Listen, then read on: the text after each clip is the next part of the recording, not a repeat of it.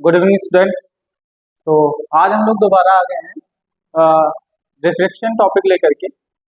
हम लोग पूरा रिफ्लेक्शन का जो पोर्शन था वो हम लोग कवर कर चुके हैं। अभी इस लेक्चर के अंदर हम लोग टोटल रिफ्लेक्शन का पोर्शन कवर करने वाले हैं। ठीक है, तो सारे लोग आ जाओ और कॉपी पेन निकाल लीजिए आप लोग, और फिर उसके बाद में हम लोग इस टॉपिक को देखते चलते। ठीक है, तो आइए देखते हैं। हम लोगों का जो टॉपिक है वो है रिफ्रैक्शन ऑफ लाइट। हम लोगों का जो टॉपिक है रिफ्रैक्शन ऑफ लाइट।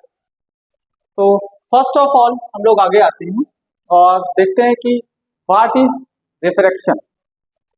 रिफ्रैक्शन किसको कहते हैं? देखिए बेटा, जो रिफ्रैक्शन है it is a bending of light. Bending of light को रिफ्रैक्शन बोलते हैं। ठीक है,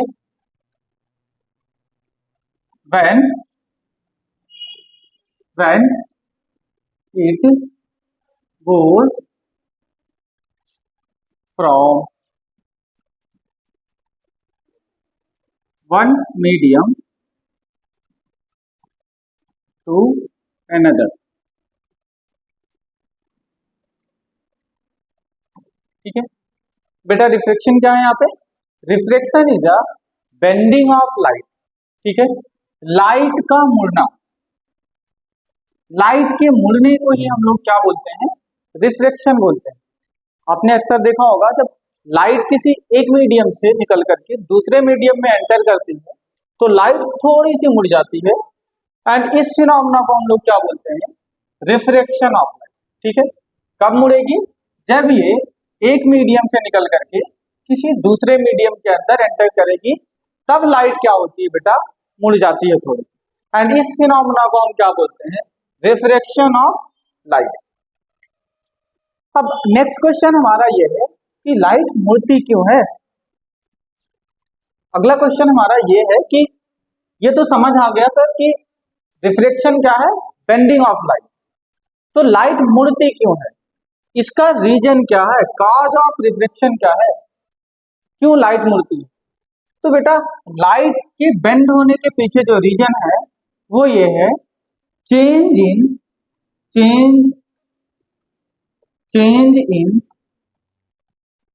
speed of light.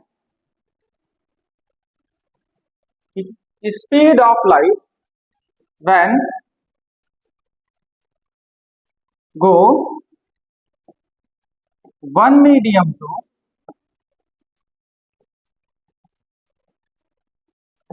to another। जब लाइट एक मीडियम से निकल करके दूसरे मीडियम के अंदर एंटर करती है तो उसका स्पीड चेंज हो जाता है।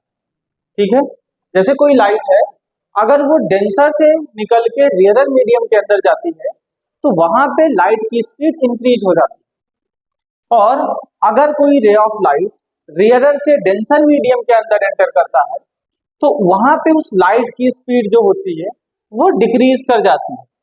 क्या होगा? जब लाइट रेयरर से निकल के डेंसर में जाएगा, रेयरर मीडियम से निकल के डेंसर मीडियम में जाएगा, तो लाइट की स्पीड जो होगी बेटा वो डिक्रीज करेगी, लेकिन अगर वो डेंसर से निकल करके रेयरर के अंदर जाता है तो लाइट की स्पीड इंक्रीज करेगी। ठीक है, एक बात और समझ लेते हैं कि लाइट की स्पीड आखिर है कितनी। लाइट की स्पीड है कितनी? तो बेटा, लाइट की स्पीड जो हमारी है वो 3 × 10⁸ मीटर पर सेकेंड। ये हम लोगों का लाइट की स्पीड है। इस वैक्यूम के अंदर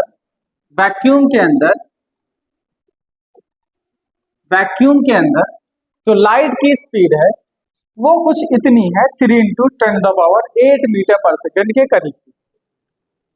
अब बेटा, ये जो स्पीड है ये मैक्सिमम स्पीड है लाइट, क्योंकि लाइट की स्पीड सबसे ज्यादा सिर्फ और सिर्फ वैक्यूम के अंदर है, एंड देन ये अगर किसी दूसरे मीडियम के अंदर जाएगा तो हर एक मीडियम वैक्यूम से डेंसर होगा। तो डेफिनेटली जब वो वैक्यूम से निकल करके किसी दूसरे मीडियम के अंदर एंटर करेगा तो लाइट की स्पीड डिक्रीज होगी। ठीक है, तो आई होप आपको ये बात पता हुआ होगा कि रिफ्रैक्शन हमारा क्या है। Refraction is a bending of light, light का मुड़ जाना। सपोज हमारे पास एक ग्लास स्लैब है, लाइट इस तरीके से एंटर किया और एंटर करने के बाद में ये सीधा ना जा करके ये थोड़ा सा क्या हो गया, अपने रास्ते से बेंड हो।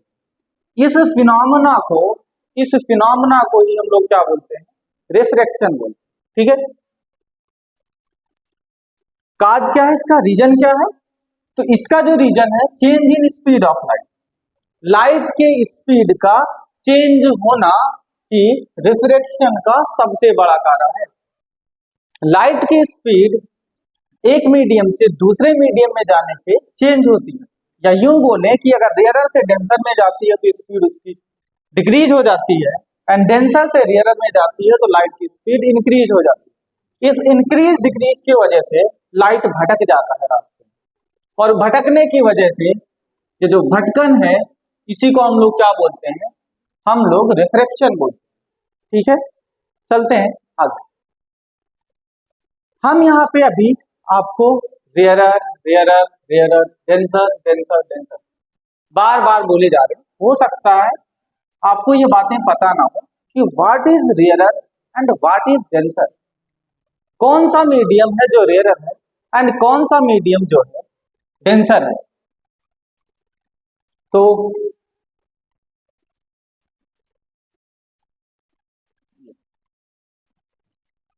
कौन सा मीडियम रेयरर है एंड कौन सा मीडियम डेंसर है। देखो बेटा, यहां पे जो हम पढ़ने वाले हैं वो ऑप्टिकल डेंसिटी पढ़ने वाले हैं, optical rarer and optical denser. Optical word का मतलब होता है, जहां पे ऑप्टिकल वर्ड आ जाए उसको बेटा आप लाइट से समझो।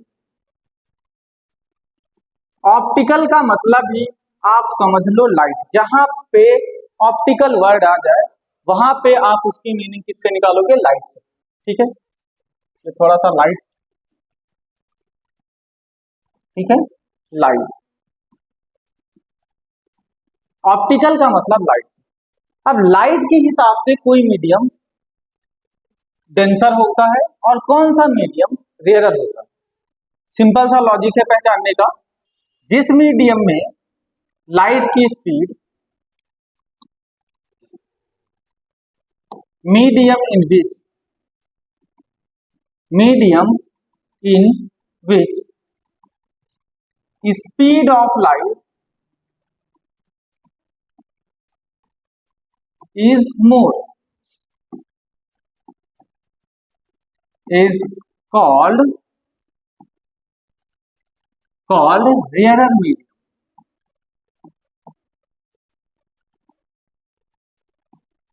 बेटा कोई ऐसा मीडियम जिसमें लाइट की स्पीड ज्यादा हो तो ऐसे मीडियम को हम रेयरर मीडियम के कैटेगरी में रखेंगे। फॉर एग्जांपल हमारे पास दो मीडियम है, एक सपोज मैं करता हूं हमारे पास यहाँ पे एक वाटर है और एक दूसरा मीडियम हमारे पास ग्लास है। ठीक है, दोनों मीडियम ट्रांसपेरेंट है। अब अगर मैं इसके अंदर लाइट भेजूं, मैं सपोज करता हूं कि इसके अंदर हमें देखने को मिला लाइट की स्पीड 2.2 इंटू 10⁸ मीटर पर सेकेंड, एंड इसके अंदर हमें कुछ देखने को मिला 1.5 इंटू 10⁸ मीटर पर लाइट की स्पीड। तो इन दोनों मीडियम में से अगर मुझे बोलना हो कि कौन सा मीडियम सबसे ज्यादा डेंसर है, तो हम सीधा बोलेंगे कि this medium is denser. Glass slab का जो मीडियम होगा ये डेंसर होगा। डेंसर क्यों होगा, क्योंकि लाइट को इस मीडियम में चलने में प्रॉब्लम हो रही है, दिक्कत हो रही है, इसीलिए तो इसकी स्पीड कम हुई, वरना ये लाइट इसमें स्लो क्यों हो जाता। अगर आप यहाँ पे देखो तो 2.2 बड़ा है कि 1.5 बड़ा, ऑब्वियस सी बात है कि 2.2 बड़ा है। 2.2 बड़ा है, इसका मतलब इस मीडियम के अंदर जो लाइट की स्पीड है वो क्या है, ज्यादा है। इस मीडियम के अंदर लाइट की स्पीड क्या है, कम है।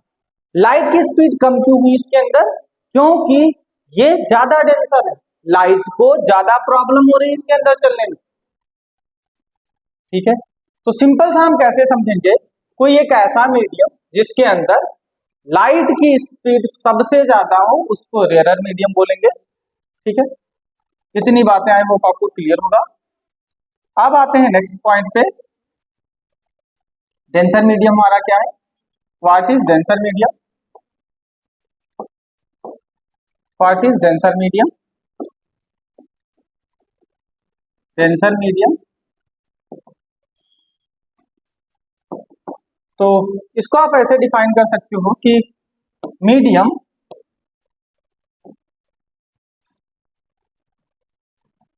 Medium in which speed of light speed of light speed of light is less. ऐसा मीडियम जिसके अंदर लाइट की स्पीड कम हो। कम और ज्यादा कैसे पहचानेंगे बेटा, एक रिलेटिव टर्म है। रिलेटिव टर्म कहने का मतलब कि जब हमारे पास दो मीडियम दिया होगा तो दो मीडियम के बीच हम कंपेयर करके बताएंगे ना कौन सा हमारा कम डेंसर है कौन सा ज्यादा डेंसर। तो सपोज मेरे पास दो मीडियम दिया है, एक में लाइट की स्पीड सबसे ज्यादा है, दैट मीन्स वो रेयरर मीडियम हो गया, एंड एक दूसरा मीडियम हमारे पास मिला जिसमें लाइट की स्पीड हमें ज्यादा दिखाई पड़ रही है, या तो उसको हम रेयरर बोलेंगे, या ऐसा मीडियम जिसके अंदर लाइट की स्पीड स्लो है, कम है, उसको हम क्या बोलेंगे, डेंसर मीडियम। तो आई होप आपको ये ऑप्टिकल डेंसर या ऑप्टिकल रेयरर मीडियम क्या होते हैं ये आपको क्लियर हुआ होगा। तो यहाँ पे जो हम रेयरर और डेंसर की बात करते हैं वो लाइट के स्पीड के बेसिस पे डिसाइड करते हैं कि कौन सा हमारा रेयरर मीडियम होगा और कौन सा डेंसर मीडियम होगा। ठीक है, चलते हैं आगे और हमारे पास कुछ नोट्स लिखे हुए हैं। पहली लाइन ये है कि when ray go from rarer medium to denser medium it will bend toward normal. अब ये नॉर्मल क्या है, ये नॉर्मल क्या है इसको देखते हैं एक बार। What is normal,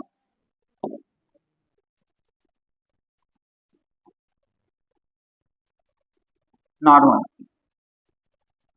any imaginary line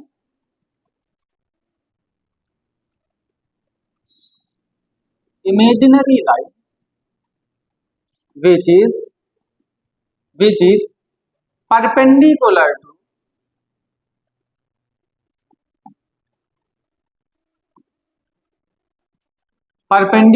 to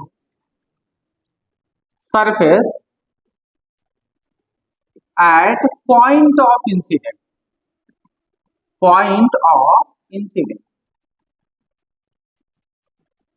इसका मतलब क्या है, इसका मतलब ये है कि सपोज मेरे पास कोई एक मीडियम, मेरे पास एक कोई मीडियम या कोई सरफेस, इस पे लाइट आकर के इंसिडेंट हुआ, इस पे लाइट आके इंसिडेंट हुआ, जिस पॉइंट पे आकर के इस सरफेस पे लाइट गिरा है इस पॉइंट को हम बोलेंगे, इस पॉइंट को हम बोलेंगे पॉइंट ऑफ इंसिडेंट। इस पॉइंट को हम बोलेंगे बेटा, ये जो यहाँ पे पॉइंट बना है, ये जो यहाँ पे पॉइंट है ये पॉइंट कहलाएगा पॉइंट ऑफ इंसिडेंट। जिस पॉइंट पे इस सरफेस पे आके लाइट गिरा है इस पॉइंट को क्या बोलेंगे, पॉइंट ऑफ इंसिडेंट। अब यहाँ पे क्या बोला है, नॉर्मल क्या होता है, एनी इमेजिनरी लाइन। नॉर्मल क्या है, एक इमेजिनरी लाइन है जो रियल में एग्जिस्ट नहीं करती, हम अपने कन्वीनियंट के लिए बनाते हैं जिससे हमें चीजों को स्टडी करने में इजी हो। विच इज परपेंडिकुलर टू, कहाँ पे परपेंडिकुलर होगा, सरफेस पे। किसके सरफेस पे, जिस सरफेस पे आके लाइट गिरा है उस सरफेस के परपेंडिकुलर एक इमेजिनरी लाइन ड्रॉ करें। इस सरफेस पे कहां ड्रॉ करेंगे, at the point of incident. तो जो पॉइंट ऑफ इंसिडेंट है, इस पॉइंट ऑफ इंसिडेंट पे एक इमेजिनरी लाइन ड्रॉ करेंगे जो कि इस सरफेस के परपेंडिकुलर हो, उसको हम क्या बोलेंगे, नॉर्मल बोलेंगे। ठीक है, तो नॉर्मल क्या है, any imaginary line which is perpendicular to surface at a point of incident are called normal. ठीक है, नेक्स्ट चलते हैं, जो हमारा ये पॉइंट हमें बोल करके गया है, what is when ray goes from rarer medium to denser medium it will bend toward normal। आपके पास यहाँ पे एक डायग्राम दिख रहा होगा, ये डायग्राम आप इसको अच्छे से देख पा रहे होंगे। अगर मैं क्या करूं, यहां से एक रे ऑफ लाइट को पास कराऊं तो ये इस डायरेक्शन में कुछ इस तरीके से होता हुआ जा रहा है, और अगर आप यहाँ पे देखो तो लाइट बेंड भी कर रहा है, बेंड कर रहा है, जो कि मैंने बताया था कि लाइट जब एक मीडियम से निकल के दूसरे मीडियम में जा रहा है, यहाँ पे कौन सा मीडियम, अगर एयर होगा, ये मीडियम हमारा क्या है, ग्लास। ठीक है, अब यहाँ पे क्या हो रहा है, देखो एयर जो है हमारा ये एक रेयरर मीडियम होता है, और जो ग्लास है हमारा ये एक डेंसर मीडियम। ठीक है, ऐसा मैं क्यों बोल रहा हूं, क्योंकि ये एक्सपेरिमेंटली देखा गया कि हवा के अंदर जो लाइट की स्पीड है वो ज्यादा होती है, जबकि ग्लास के अंदर लाइट की स्पीड कम होती है। इसीलिए मैं ग्लास को डेंसर मीडियम बोल रहा हूं एंड एयर को रेयरर मीडियम बोल रहा हूं। अब हमने ये पढ़ा, कुछ रूल्स है हमारे पास कि जब ये डेंसर से निकल करके when ray go from rarer to denser, कहां से जाएगी कहां तक, अगर रे हमारा रेयरर से निकल करके कहां पहुंचता है, डेंसर में पहुंचता है, रेयरर से निकल के डेंसर में पहुंचता है, तो क्या करेगा, ये बेंड होगा किसकी तरफ, नॉर्मल। टुवर्ड का मतलब होता है तरफ, किसके तरफ बेंड होगा, नॉर्मल के तरफ। अब नॉर्मल कहाँ है यहाँ पे, तो अभी मैंने बताया कि नॉर्मल क्या है बेटा, एक इमेजिनरी लाइन जो कि हमें ड्रॉ करना पड़ता है खुद से, किसके लिए, जिससे हम चीजों को कन्वीनियंटली समझ सके। ठीक है, तो मैं क्या करूंगा, यहाँ पे ये जो सरफेस दिख रहा है, इस सरफेस के नॉर्मल परपेंडिकुलर एक इमेजिनरी लाइन ड्रॉ करूंगा। अभी ये लाइन तो यार से नहीं बन रहा, कोशिश करते हैं थोड़ा सा, एक इमेजिनरी लाइन ड्रॉ करते हैं,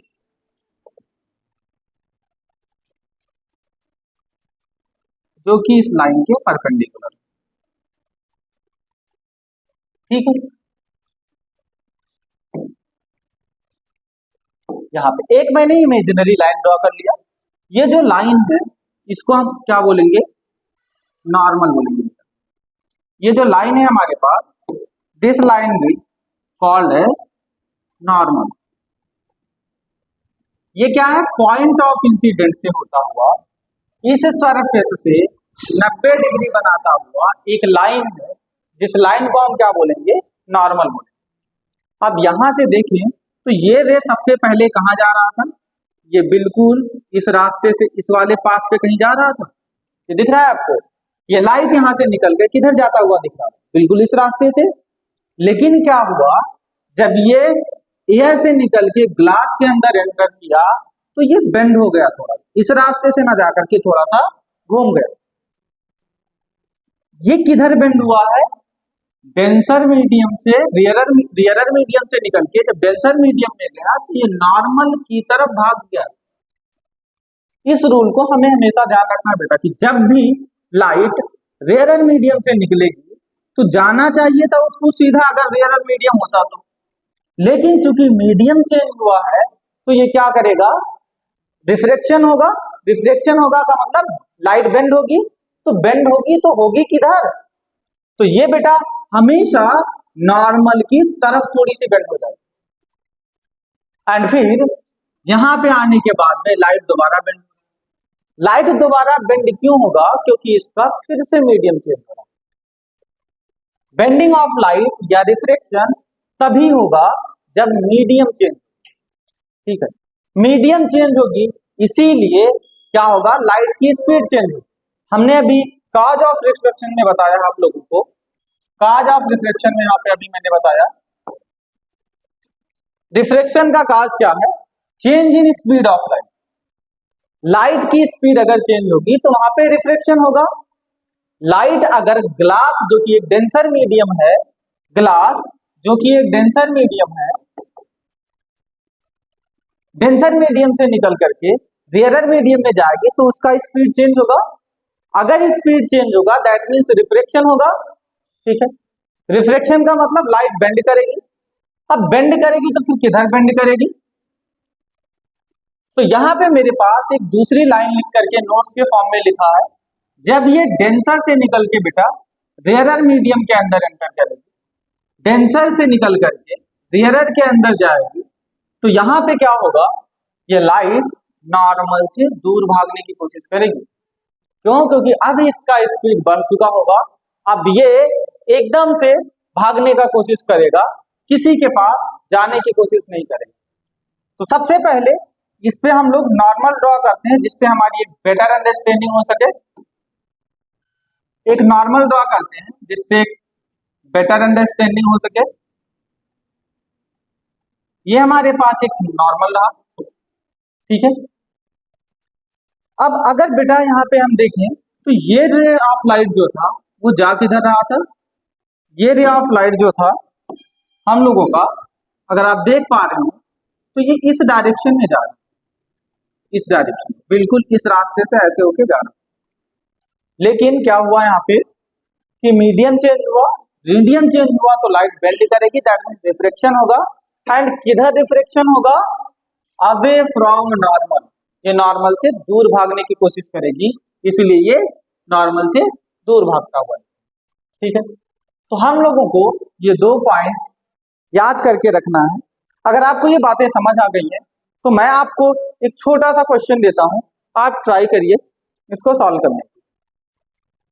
ठीक है, स्लाइड आ सकता है?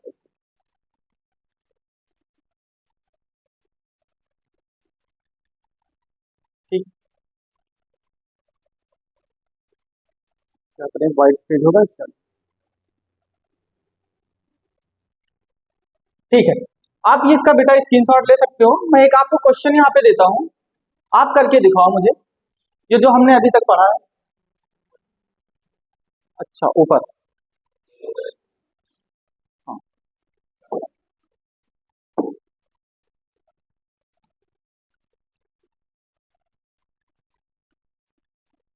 आपको मैं यहाँ पे एक छोटा सा क्वेश्चन देता हूँ, इसको आप ट्राई करिए।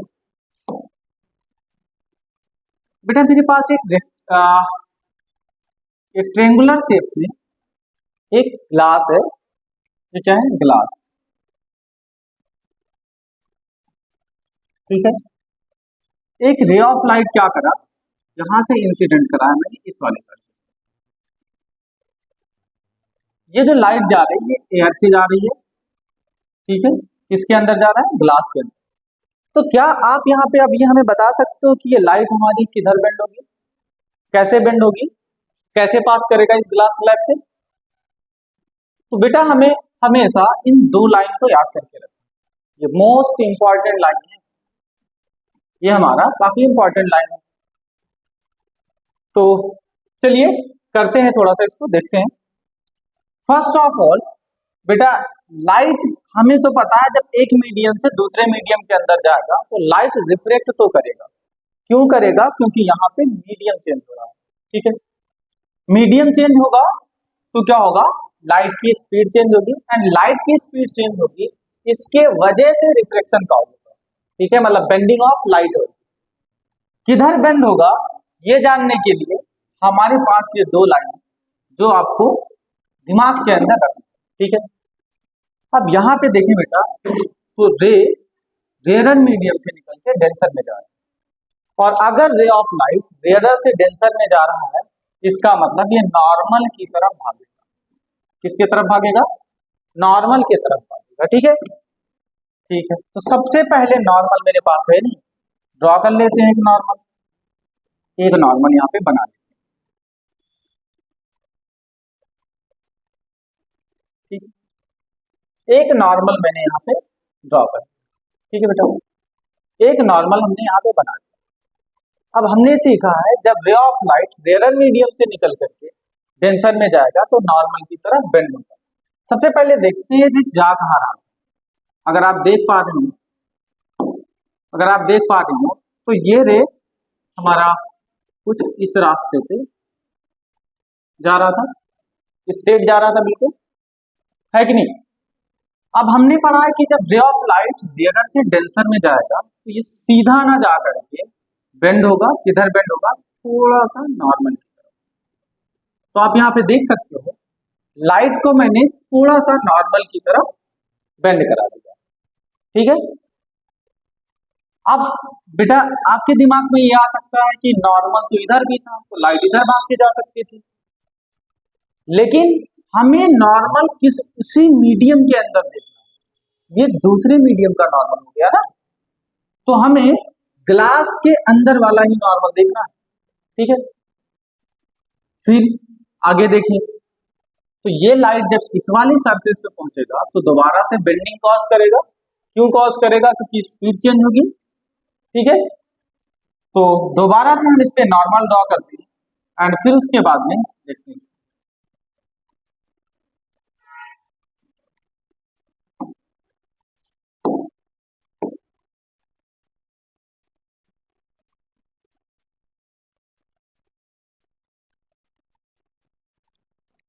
ठीक है बेटा, एक नॉर्मल मैंने दोबारा ड्रॉ कर लिया यहाँ पे, नॉर्मल, ठीक है। अब हमने सीखा है कि जब कोई रे ऑफ लाइट डेंसर से रेयरर में जाएगा, कहां से? डेंसर से निकल करके रेयरर मीडियम के अंदर एंटर करेगा। ग्लास देखो बेटा, ये हमारा डेंसर मीडियम है और इधर दोबारा से एयर मिलने वाला है जो कि एक रेयरर मीडियम है, और जब डेंसर से निकल के रेयरर के अंदर जाएगा तो ये नॉर्मल से दूर भागेगा, अवे फ्रॉम नॉर्मल। हमें कैसे पता चलेगा दूर जाना? तो हम सबसे पहले इसका पाथ देखें। स्टार्टिंग में तो ये जा रहा था सीधा सीधा भाई, अब ये सीधा ना जा करके थोड़ा सा इस तरीके से नीचे से होके जाए, इधर जाता तो हम बोलते कि नॉर्मल के तरफ जा रहा है, लेकिन अब ये क्या कर रहा है? अपने रास्ते से और दूर भागने की कोशिश कर रहा है नॉर्मल, तो हम बोलेंगे ये अवे फ्रॉम नॉर्मल। तो इस तरीके से हम लोगों का ये कंप्लीट डायग्राम हो गया, जिससे हम समझ सकते हैं कि जब कोई ray of light denser medium से निकल करके रेयर मीडियम में जाता है तो नॉर्मल से दूर भागता है। अच्छा, इसका जो मैंने ये डायग्राम ड्रॉ किया है, इसका हमारे पास एक बहुत अच्छा सा डायग्राम भी है फर्स्ट पेज पे, इसको आप बहुत अच्छे से देख सकते हो। एक प्रैक्टिकल एग्जांपल है आपके पास। यहां से आप देख रहे हो ये रे यहां से निकला, ये रे ऑफ लाइट यहां से निकल रहा है, यहां से निकला, रिफ्लेक्ट हुआ लाइट, सीधा गया और फिर उसके बाद में नीचे की तरफ मुड़ गया, जो कि मैंने आपको फर्स्ट पेज पे ही दिखाया, ठीक है। तो ये हमारे पास रूल्स रहे लॉ ऑफ रिफ्लेक्शंस के कुछ। अब आते हैं हम लोग नेक्स्ट टॉपिक पे और देखते हैं यहाँ पे कि क्या क्या इफेक्ट होते हैं, ऐसे कौन कौन से इफेक्ट हैं रिफ्लेक्शन के जो हमें नॉर्मल लाइफ के अंदर देखने को मिलते हैं। ये वाला तो आपने काफी ट्राई किया होगा। कई बार जब हम लोग ग्लास के अंदर पेंसिल इस तरीके से रख देते हैं तो पानी के अंदर डूबा हुआ पेंसिल ऐसे लगता है जैसे टूटा हुआ है। ये बेटा ये जो आपको दिख रहा है ये due to reflection of light. आपको यहाँ पे दिख रहा होगा एक सिक्का है जो इसके एकदम से पानी के बॉटम पे है, ग्लास के एकदम बॉटम पे है, लेकिन जब हम दूर से देखते हैं तो यही सिक्का हमें कुछ ऊपर दिखाई पड़ता है। इसके पीछे भी जो रिस्पॉन्सिबल है वो रिफ्लेक्शन ऑफ लाइट। अच्छा बेटा, यहाँ पे आप देख पा रहे होंगे ये हमारी अर्थ है, ये अर्थ है एंड अर्थ पे एक आदमी खड़ा हुआ। ये क्या करता है? एक स्टार को देखने की कोशिश करता है जो कि यहाँ पे, ठीक है, एक स्टार को देखने की कोशिश करता है जो कुछ यहाँ पे है, लेकिन जिस स्टार को, जो स्टार यहाँ पे है उसको ये स्टार इस पोजीशन पे ना दिख करके उसे कुछ यहाँ पे दिख रही। एक्चुअल में ऐसा होता भी है। स्टार्स जो हम लोग रात के समय बादलों में देख रहे होते हैं वो बेसिकली स्टार का वो रियल लोकेशन नहीं है। ऐसा इसलिए बेटा क्योंकि रिफ्लेक्शन की वजह से वो जो हमें स्टार्स हैं वो थोड़ा सा ऊपर अपनी पोजीशन से कुछ अलग पोजीशन पे दिख रहे हो due to reflection of light. ये सारे फिनोमेना को हम लोग आगे डिस्कस करेंगे। अभी अभी आप इसके इफेक्ट क्या क्या है ये आप देख सकते हो। कई बार क्या होता है हमारे पास यहाँ पे एक ग्लास स्लैब रखा हुआ है और हम ले जाकर के इसको कुछ लिखा हुआ है रिटन कंटेंट है उसके ऊपर रख देते हैं तो हमें ऐसा दिखाई पड़ता है जैसे अक्षर वो निकल निकल करके वर्ड्स जो वहां पे लिखे होते हैं ऊपर ऊपर करके दिखाई पड़ते हैं। तो ये भी यहाँ पे जो फिनोमेना रिस्पॉन्सिबल है वो रिफ्लेक्शन को रिफ्लेक्शन के कुछ इफेक्ट रहे जो आप इस डायग्राम के अंदर देख सकते हैं। इसके बाद हम चलते हैं अपने नेक्स्ट टॉपिक पे। आई होप इतनी बात आपको क्लियर हो। ठीक है तो चलते हैं next topic. Next and most most most important जो हमारा टॉपिक है law of reflection. Most important बेटा ये जो लॉ ऑफ रिफ्लेक्शन है ये हमारे एग्जाम में पूछा जाने वाला बहुत ही ज्यादा इंपॉर्टेंट और बोर्ड एग्जाम वालों का favourite topic law of reflection. ये लॉ ऑफ रिफ्लेक्शन जो है ये बेटा हमको ये बताता है कुछ नियम कानून के बारे में। कौन से नियम कानून कि रे ऑफ लाइट जब ट्रेवल करता है एक मीडियम से दूसरे मीडियम में तो कुछ एक लॉ एक रूल के अकॉर्डिंग ही वो क्या करता है रिफ्लेक्ट करता है उसके बियॉन्ड नहीं जाता। वो रूल क्या है उसी रूल को हम लोग इसके अंदर पढ़ते। तो लॉ ऑफ रिफ्लेक्शन के अंदर बेसिकली दो रूल्स हैं बेटा हम लोगों के पास। पहला रूल जो है ये बोलता है कि इंसिडेंट रे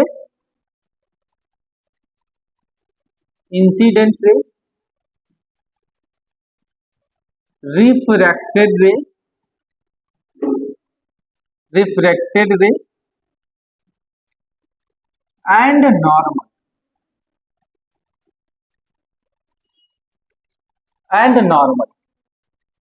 all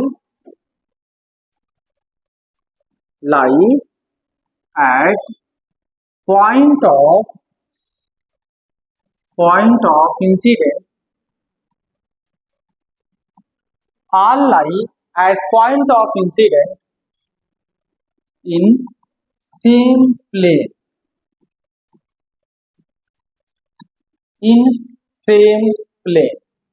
ठीक है। इसका क्या मतलब है थोड़ा सा समझते हैं। सपोज मेरे पास एक रेक्टेंगुलर ग्लास स्लैब है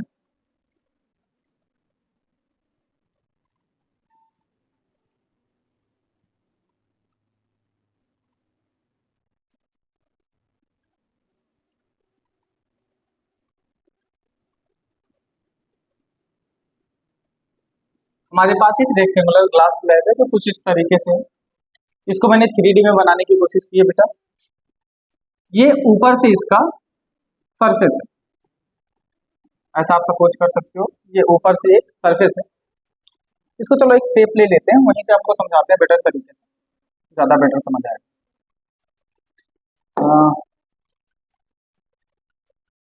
3D का शेप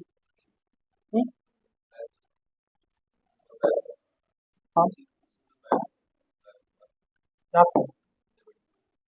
अच्छा ज्योमेट्री यहाँ से आ जाएगा।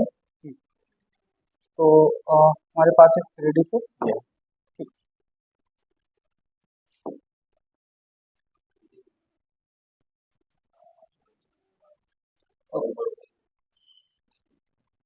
अच्छा तो काफी अच्छा है।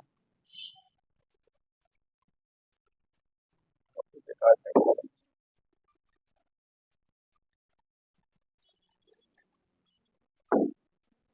ठीक है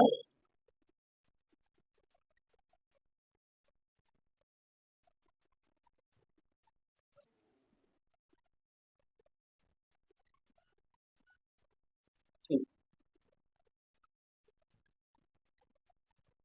क्या करें इसको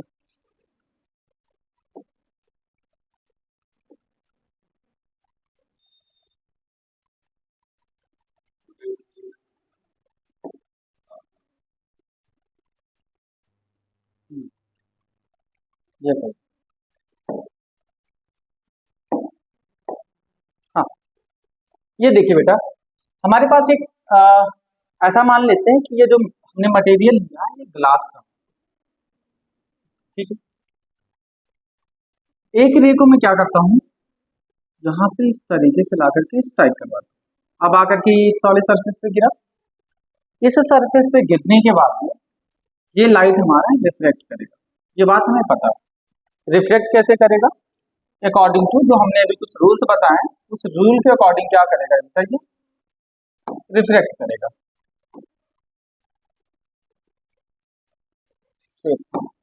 उस रूल के अकॉर्डिंग क्या करेगा, रिफ्लेक्ट करेगा। उसके लिए हमें क्या चाहिए, एक नॉर्मल चाहिए। इस सरफेस पे मैंने क्या कर लिया, नॉर्मल ड्रॉ कर, ठीक है। इस सरफेस पे मैंने एक नॉर्मल इस तरीके से ड्रॉ कर, ठीक है। अब हमें पता है कि जब रे ऑफ लाइट अगर ऊपर एयर है तो ये ग्लास है, एयर जो कि एक रेयर मीडियम निकल के जब डेंसर मीडियम में जाएगा तो हमें पता है कि ये देखो स्टार्टिंग में इस रास्ते से जा रहा था, लेकिन इस रास्ते से ना जाकर के ये थोड़ा सा बेंड कर जाएगा नॉर्मल की तरफ। क्यों, क्योंकि ये रेयर से डेंसर है। बेटा जी ये वाली लाइट आ रही है, ये वाला रे हमें यहाँ पे दिखाई पड़ रहा है, तो इस वाले रे को हम लोग बोलते हैं इंसिडेंट। इंसिडेंट ये वाली रे जो हमारे पास है इसको हम लोग बोलते हैं रिफ्रेक्टेड रे। ये वाली रे जो हमारे पास है ये है रिफ्रेक्टेड।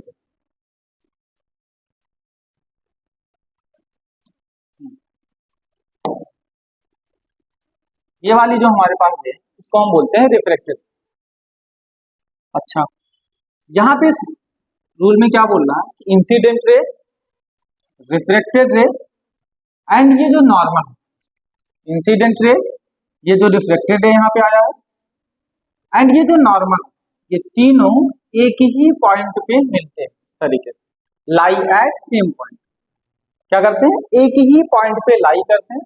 या यहाँ पे मैं इसको बेटा एक वर्ड से और भी लिख सकते हैं, लाई का सिनोनिम होता है मीट करना। लाई लिख सकते हो या आप मीट लिख सकते हो। All meet at same point, एक ही पॉइंट पे मीट करते हैं, ठीक है। उस पॉइंट का क्या नाम है जिस पॉइंट पे मीट करते हैं, उसको बोलते हैं point of incident. Point of incident क्या है, जिस पॉइंट पे आकर के सबसे पहले रे स्ट्राइक करता है उस पॉइंट को बोलते हैं पॉइंट ऑफ इंसिडेंट। आगे जो यहाँ पे एक लाइन लिखा हुआ है, ये लाइन हो सकता है आपको टफ लगे। सेम प्लेन का क्या मतलब है, यहाँ पे सेम प्लेन का क्या मतलब है, सेम प्लेन का मतलब ये है कि बेटा यहाँ पे देखो ये रे ऑफ लाइट जो इस तरीके से आया था, ये निकल करके इस डायरेक्शन में भी तो आ सकता था ना, इसके पीछे भी जा सकता था, लेकिन ये रे ऑफ लाइट ऊपर से इस तरीके से आया और ऊपर से करने के बाद में नीचे के डायरेक्शंस में ही क्यों गिरा। तो बेटा हमारे पास जो प्लेन होते हैं वो तीन टाइप के होते हैं। आप अगर इसको देख पा रहे हो इसको, तो हमारे पास ये इस तीन तरीके का ये दिख रहा होगा। ऊपर की तरफ जो पीछे वाला सरफेस दिख रहा है इसके साथ, ये हमारा एक प्लेन हो गया। जो नीचे की तरफ इस तरीके से दिख रहा है ये एक प्लेन हो गया। और फिर उसके बाद में जो हमें ये वाला दिख रहा है, ये वाला प्लेन जो बगल से इस तरीके से लगा हुआ है, ये हमारा हो गया तीसरा प्लेन। तो यहाँ पे कहने का मतलब ये है कि अगर लाइट इस प्लेन में आया है तो आफ्टर रिफ्लेक्शन ये इसी प्लेन में जाएगा। ये रिफ्लेक्ट होकर के इस तरीके से कभी नहीं जा सकता, ये पीछे के डायरेक्शन में कभी नहीं जा सकता। ये क्या करेगा, ऊपर से नीचे वाले प्लेन में आया है तो रिफ्लेक्ट होकर के वो सेम उसी प्लेन के अंदर जाएगा। यहाँ पे सेम प्लेन का मतलब ये, अगर ये रे ऑफ लाइट इस तरीके से इंसिडेंट करेगा और इंसिडेंट करने के बाद में आफ्टर रिफ्लेक्शन ये कुछ इस तरीके से तिरछा निकलेगा, तो आप देख पा रहे होंगे ये अप एंड डाउन वाला प्लेन है एंड ये इस तरीके से हॉरिजॉन्टल वाला प्लेन बन रहा है। तो इस वाली सिचुएशन में बोल रहा है कि ये चीज अलाउ नहीं, यहाँ पे लाइट जिस प्लेन में आएगी ये आफ्टर रिफ्लेक्शन उसी प्लेन के अंदर ही जाएगी, ठीक है। तो हमारे पास ये जो पहला लॉ था, लॉ ऑफ रिफ्लेक्शन का, जो कि काफी सिंपल है कि हमारा जो इंसिडेंट रे है, रिफ्रेक्टेड रे है एंड जो नॉर्मल है, ये तीनों किसी एक पॉइंट पे मिलेंगे, जिस पॉइंट पे मिल रहे हैं उस पॉइंट को पॉइंट ऑफ इंसिडेंट बोलेंगे। एंड रिफ्लेक्ट होने के बाद में ये दोनों सेम प्लेन में भी रहेंगे, incident ray and reflected ray ये दोनों सेम प्लेन के में भी रहेंगे। ठीक है, फिर आते हैं नेक्स्ट, और नेक्स्ट रूल हमारा क्या है, ये डायग्राम की जरूरत अभी हमें पढ़ने वाली है। नेक्स्ट रूल है वो हमसे बोलता है, next law, ratio of sine of angle of incident and angle of sine of angle of sine of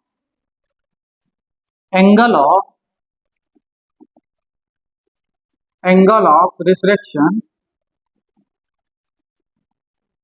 are always constant. ठीक है, सबसे पहले यहाँ पे हम ये समझते हैं कि हमारा जो कुछ टर्म है एंगल ऑफ इंसिडेंट, दूसरा एंगल ऑफ रिफ्रैक्शन, ये दो क्या है।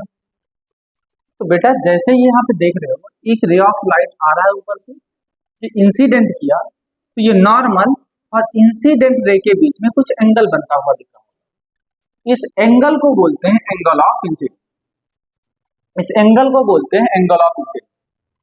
एंड बाद में जब लाइट हमारा रिफ्लेक्ट हुआ, रिफ्लेक्ट होकर नीचे जा रहा था, तो ये नॉर्मल और रिफ्लेक्टेड रे के बीच में कुछ एंगल बना रहा है, इस एंगल को हम बोलते हैं angle of reflection. Angle of incident को हम लोग आई से डिनोट करते हैं, एंगल ऑफ रिफ्लेक्शन को हम लोग आर से डिनोट करते हैं। ठीक है, अब ये रूल क्या बोल रहा है, ratio of sine of angle of incident, इसका मतलब ये है कि अगर हम क्या करें, साइन ऑफ इंसिडेंट ले लें एंड साइन ऑफ रिफ्लेक्शन ले लें, साइन ऑफ रिफ्लेक्शन ले लें, तो इसका जो रेशियो होगा वो हमेशा फिक्स होगा, कांस्टेंट होगा। क्या होगा, कांस्टेंट होगा, फिक्स होगा।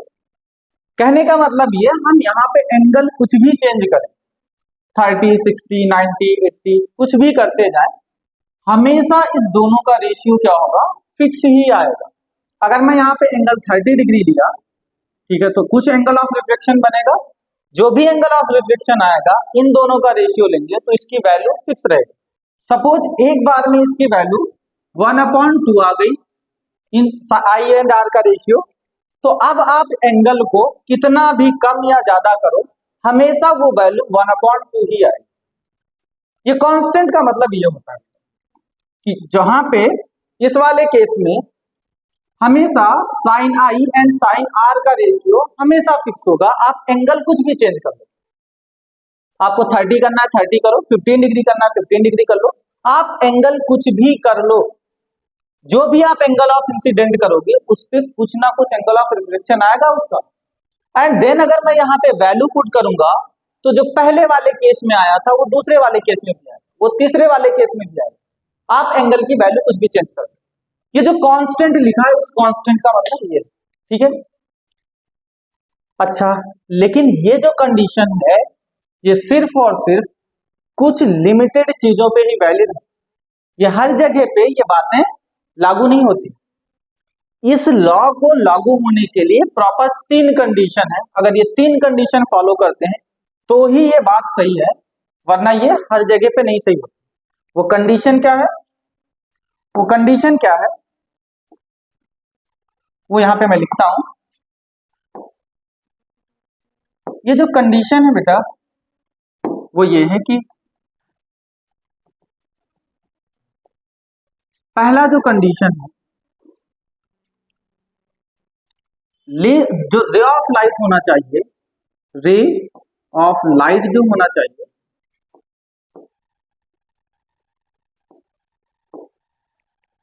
वो सिंगल कलर का होना चाहिए,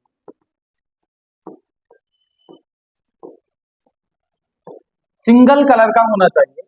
एंड उसके साथ साथ में जब हम एक्सपेरिमेंट कर रहे हो तो जैसे मान लो हमने एक कलर से इसका एक्सपेरिमेंट किया, रेड के साथ किया, तो दोबारा भी जब हम एंगल चेंज करेंगे तो रेड वाला ही एंगल चाहिए।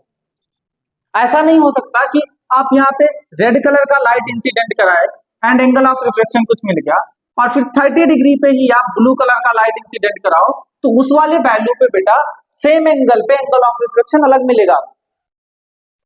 यहां पे कहने का मतलब ये है, जो कलर ऑफ लाइट होनी चाहिए वो सेम होने चाहिए। इसको हम लोग थोड़ा सा टेक्निकल लैंग्वेज में बोले तो रे होना चाहिए मोनोक्रोमैटिक लाइट।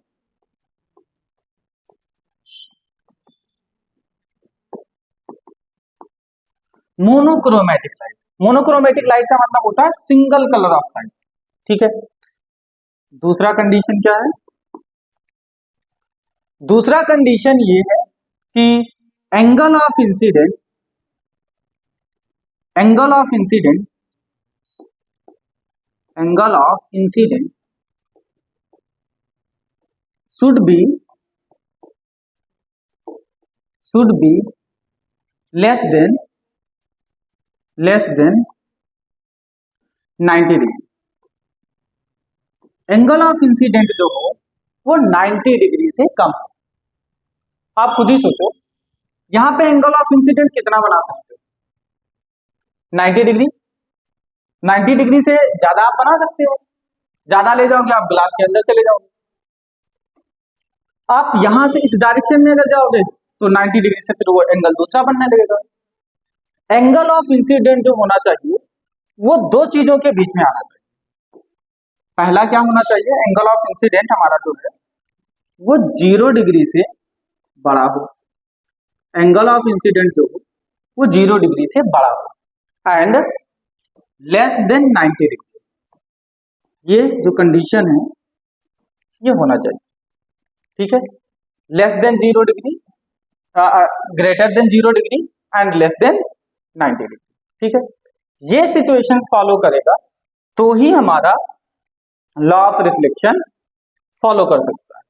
दूसरा, जो हम यहाँ पे मीडियम ले रहे हैं, जैसे हमने ये एक्सपेरिमेंट सबसे पहले किया एयर और ग्लास के साथ। ठीक है, पहला मीडियम हमारा एयर था, दूसरा मीडियम ग्लास था। तो जब हम दूसरा एक्सपेरिमेंट करें तो उस वाली सिचुएशंस के अंदर भी हमारा एयर एंड ग्लास ही होना चाहिए। जैसे मैंने क्या किया, सबसे पहले लाइट को 60 डिग्री पे इंसिडेंट कराया ग्लास के अंदर। अब मैं क्या किया, मेरा मन हुआ कि इस ग्लास को लेकर के जाए पानी में डुबो दे और फिर पानी में से जाकर के लाइट को इंसिडेंट कराएं, फिर आकर के ग्लास पे पड़े। तो वहां पे बेटा जब हम मीडियम चेंज करेंगे, जैसे एयर और ग्लास के मीडियम के साथ जो एक्सपेरिमेंट कर रहे थे, तो अगला जो एक्सपेरिमेंट करेंगे हमेशा वैल्यू कांस्टेंट तभी आएगी जब ये दोनों मीडियम सेम होंगे। When pair of are constant, air और ग्लास ही होना चाहिए। अगर आपको दूसरा कोई एक्सपेरिमेंट करना है, वैल्यू कांस्टेंट पता करना है, तो आप क्या करो, उस पर्टिकुलर मीडियम के साथ करो, वहां पे वो वैल्यू कांस्टेंट देगा। लेकिन ऐसा नहीं हो सकता एक वैल्यू आप एयर और ग्लास के अंदर निकाले, दूसरा वैल्यू ले जाकर के आप वाटर एंड ग्लास के साथ निकाल रहे हो, तो उसका रेशियो हमेशा कांस्टेंट नहीं आ सकता। बात समझ पा रहे हो? तो यहां पे जो हमारा ये मीडियम है बेटा, पेयर ऑफ मीडियम, ये सेम होना चाहिए, तभी किसी भी साइन आई के वैल्यू पे जो आर की वैल्यू मिलेगी उसका रेशियो हमेशा कांस्टेंट आएगा। ठीक है, तो ये तीन कंडीशन है, विद इन 3 कंडीशंस ये जो लॉ है ये फॉलो करता है। अच्छा, ये वाला जो लॉ है बेटा, ये कोई एक स्पेशल साइंटिस्ट थे जिन्होंने दिया था, इसीलिए उनके नाम पे इस सेकंड वाले लॉ को स्नेल्स लॉ के नाम से भी जानते हैं। जो सेकंड वाला लॉ है, इस लॉ को हम लोग स्नेल्स लॉ के नाम से भी जानते हैं। तो this law is also known as Snell's law. कौन सा? ये जो सेकंड वाला जो हमारा लॉ है, इसको स्नेल्स लॉ के नाम से जानते हैं। स्नेल्स नाम के एक साइंटिस्ट थे जिन्होंने इसकी डिस्कवरी की थी, रिसर्च किया था, अपने एक्सपेरिमेंट के थ्रू फाइंड आउट किया था, और तब जाकर के ये निकला। इतने सारे डिस्कशन के बाद में हमें ये बातें पता चला कि what is law of refraction. हमने देखा कि लॉ ऑफ रिफ्रैक्शन में दो लॉ है, first law and second law. पहला लॉ ये बोलता है इंसिडेंट है, रिफ्लेक्टेड है एंड नॉर्मल, ये तीनों एक ही पॉइंट पे एक ही प्लेन में होंगे। दूसरा जो लॉ है हमें ये बताता है कि sine I and sine R का अगर हम रेशियो लेंगे तो उसकी वैल्यू हमेशा कांस्टेंट होगी।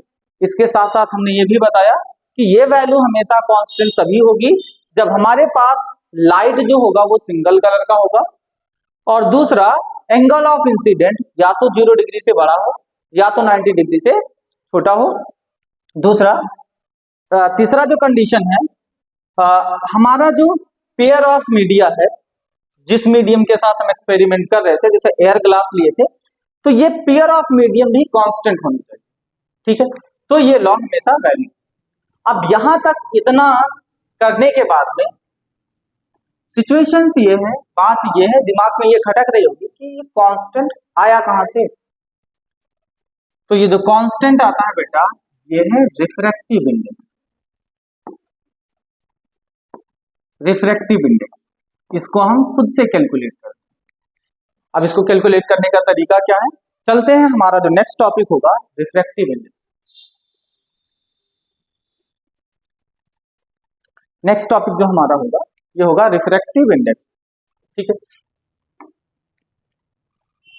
Refractive index. ठीक है, what is refractive index.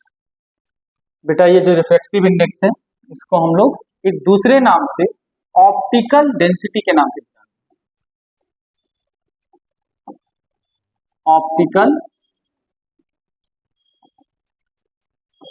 Optical density. Density word से ही हमें पता चल रहा है, ये हमें बताता है कौन सा मीडियम डेंस है, कौन सा मीडियम रेयर है। अच्छा, ये हमें बताता है कौन सा मीडियम डेंस है और कौन सा मीडियम रेयर है। सबसे पहले इस वर्ड्स को हम लोग बहुत अच्छे से डिफाइन करते हैं और फिर उसके बाद में इसको समझने की कोशिश करते हैं। What is refractive index. ठीक है, इसको हम बोलते हैं ऑप्टिकल डेंसिटी। इसका काम क्या है, इसको क्यों पढ़ेंगे, इसको जब हम पढ़ लेंगे, इसको निकालना सीख जाएंगे, तो इसके हेल्प से बेटा हम ये बता सकते हैं कि कौन सा मीडियम डेंस है, कौन सा मीडियम रेयर है। तो आते हैं रिफ्रैक्टिव इंडेक्स। बेसिकली इसके जो हमारे टाइप होते हैं ये दो टाइप्स के, ये हमारे दो टाइप्स के। पहला absolute refractive index, absolute refractive index, और दूसरा हमारा है रिलेटिव रिफ्रैक्टिव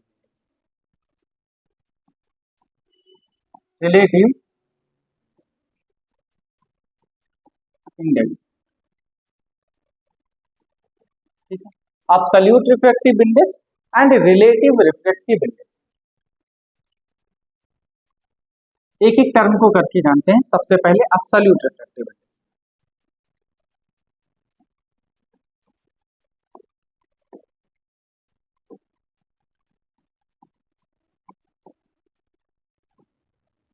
इसको बेटा हम ऐसे डिफाइन करते हैं कि it is the ratio of it is the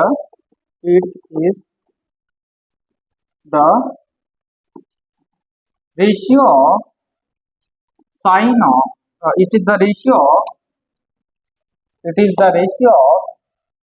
speed of light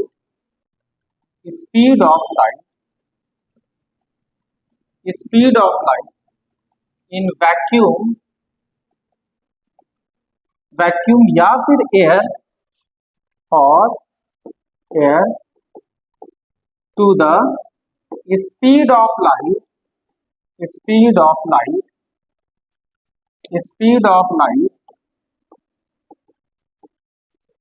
in medium। Speed of light in medium, जिस भी मीडियम का हमें एब्सोल्यूट रिफ्रैक्टिव इंडेक्स चाहिए, उस मीडियम का अगर मुझे रिफ्रैक्टिव इंडेक्स निकालना है तो हमें क्या करना पड़ेगा, speed of light in vacuum to the speed of light in medium. जो हमने ये C लिखा है कि लाइट की स्पीड वैक्यूम के अंदर, एंड जो VM लिखा है इसका मतलब speed of light in medium. जो मैंने यहाँ पे N लिखा है इसको हम NM भी लिख सकते हैं, ये बताता है speed of light in medium. ठीक है, speed of light in medium, ये B का मतलब हुआ speed of light in medium. NM का मतलब हुआ refractive absolute refractive index of medium. ठीक है, तो हमारे पास एब्सोल्यूट रिफ्रैक्टिव इंडेक्स कैलकुलेट करने का एक फार्मूला मिला, C डिवाइडेड बाई D। इस दोनों का रेशियो होता है।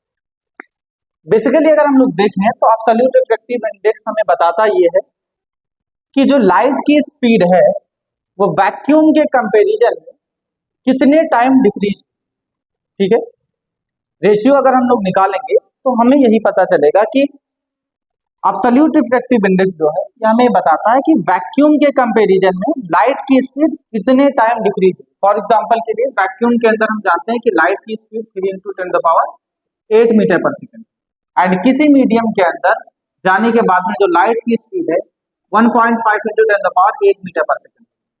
तो अगर इन दोनों डाटा को मैं देखूं तो यहां से वैक्यूम के कंपैरिजन में दूसरे मीडियम में जो लाइट है वो कितने गुना डिक्रीज हुआ, 2 टाइम डिक्रीज हुआ। तो इसका मतलब क्या होगा, हमारा जो एब्सोल्यूट रिफ्रैक्टिव इंडेक्स होगा वो कितना होगा, 2 होगा। और अगर हम फार्मूला इस्तेमाल करें तो फार्मूला भी शायद हमें यही बता रहा है। यहाँ पे speed of light in medium हमें वैक्यूम पता है 3 × 10⁸, और जिस मीडियम में लाइट गया है उस पे स्पीड ऑफ लाइट कितनी बन गई है। अगर मैं इसको कैंसिल आउट कर दूं तो हमारे पास कितना बचेगा बेटा, 2 बचने वाला। तो चाहे हम इसको फार्मूले से समझ लें या सीधा सीधा ऐसे बोल सकते हैं कि एब्सोल्यूट रिफ्रैक्टिव इंडेक्स हमें बताता ये है कि किसी एक मीडियम से दूसरे मीडियम में जब लाइट जाएगा तो उसकी स्पीड कितने टाइम डिक्रीज करेगी, कितने टाइम डिक्रीज करेगी। 2 टाइम यहाँ पे डिक्रीज हुई तो एब्सोल्यूट रिफ्रैक्टिव इंडेक्स 2। कहीं पे लाइट दूसरे मीडियम में जाने पे 3 टाइम डिक्रीज कर गई तो इसका मतलब उसका रिफ्रैक्टिव इंडेक्स 3। ठीक है, तो बात करें सर काफी। फिर बेटा ठीक है, आज के लिए इतना करते हैं, कल हम लोग पढ़ेंगे रिलेटिव रिफ्रैक्टिव इंडेक्स।